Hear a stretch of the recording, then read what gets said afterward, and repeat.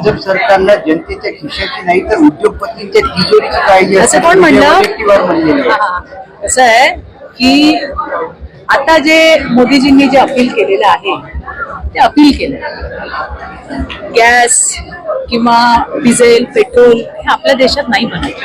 हे जे युद्ध चाललंय याचा फटका फक्त भारताला बसलाय का? नाही, देशाला बसलाय. आजही आपण आपल्या वाहनातून येतोय जातोय, घरी स्वयंपाक करतोय, आपल्यावरती कुठली बंदी नाहीये. इतर देशांमध्ये शाळा बंद केल्या, उद्योगधंद्यांवरती त्या ठिकाणी नियंत्रण आणलंय.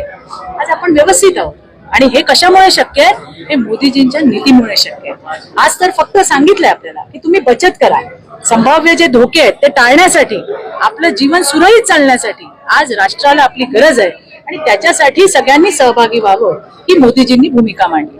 विजय वडेट्टीवार असतील किंवा नाना पटोले असतील हे हेतू पुरस्सर विसरून गेले की 1963 साली 1963 ला गोल्ड कंट्रोल ऍक्ट आणला होता. कोणी आणला होता? काँग्रेसने आणला होता. लोकांच्या तिजोरीवरती सरकारचं लक्ष होतं, घरातल्या आई बहिणीच्या दागिन्यांवरती सरकारचं लक्ष होतं. मोदीजींनी तर फक्त अपील केलंय कमी खरेदी करा. कशासाठी? या राष्ट्रहितासाठी, देशाच्या हितासाठी. आणि हे कोण काय बोलतायत मुठभर लोक याला महत्व नाहीये. आज सरकार सोबत, मोदीजींसोबत संपूर्ण देश उभा आहे हे आज आपण पाहतोय. सुनील तटकरे आणि